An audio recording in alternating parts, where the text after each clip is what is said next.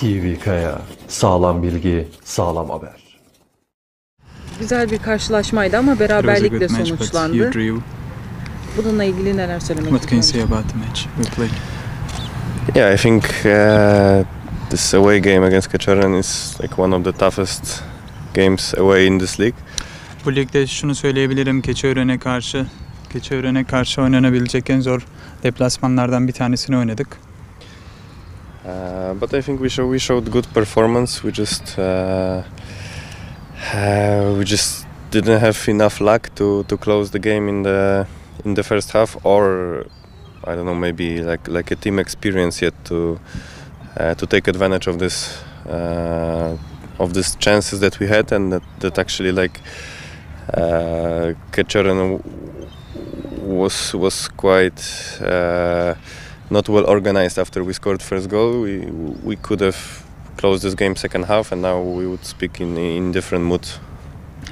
Öncelikle şunu söyleyebilirim, takım olarak çok iyi bir performans sergiledik. Aslında ilk yarıda bulmuş olduğumuz pozisyonları değerlendirmiş olsaydık güzel de bir galibiyet alacaktık. Özellikle biz golü attıktan sonra bayağı bir boşluk bulmuştuk. Belki bu tecrübeyle alakalı olabilir ama bu tür şansları yakaladığımızda daha iyi değerlendirmemiz gerekiyor.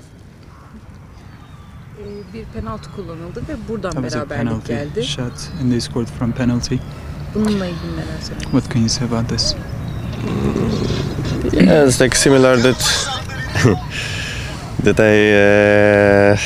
that I say before. You know, it's like I think we lost 2 points there, not we gained one, but still 1 point is 1 point, and we lost many points in the beginning of the season. So now we should be winning this kind of games, but we showed in the previous games that now we have this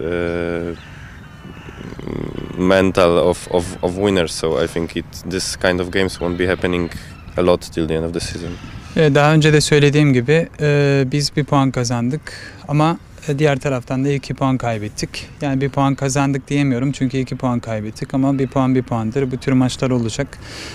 Daha iyi sonuçlar almamız gerekecek. Bu sebeple bir sonraki maçlara daha iyi hazırlanıp daha iyi sonuçlar almamız gerekiyor. Önümüzde Denizli karşılaşması var ve sahada taraftar karşısında oynanacak bir oyun. In front of our fans. Szumski hazır. Are you ready? Yes, of course. I think we're all ready, and as I said, every week we become like more experienced team, and we get to know each other better, and I think we showed this on the pitch. So we cannot underestimate our rivals in next 2 games, because we need this 6 points in this next 2 games like an oxygen is.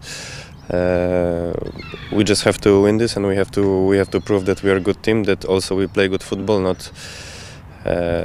not only take 3 points but also show good style and good chemistry on the pitch, and I think we are all ready for this, and now we have 5 days to prepare even better, and of course after this draw we desire it even more, because as I said, I feel like we lost these 2 points, so now it's the time to take it back.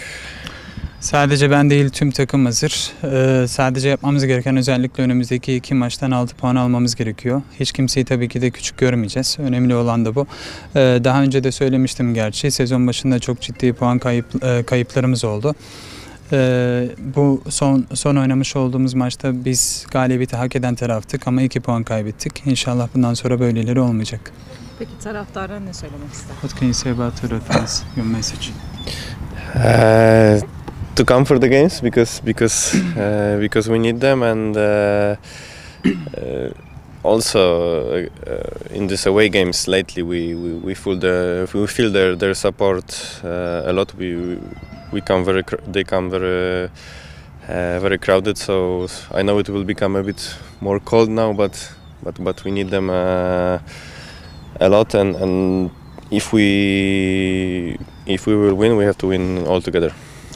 Öncelikle şunu söylemem gerekiyor. Maça gelsinler çünkü onlara çok ihtiyacımız var. Sadece evde oynadığımız maçlarda değil, deplasman maçlarında da kalabalık bir şekilde gelip bizi destekliyorlar. Öncelikle onlara teşekkür etmek istiyorum. Belki hava biraz soğuk olacak ama onlara çok ihtiyacımız var. Yanlarımızda dursunlar. TV Kaya, sağlam bilgi, sağlam haber.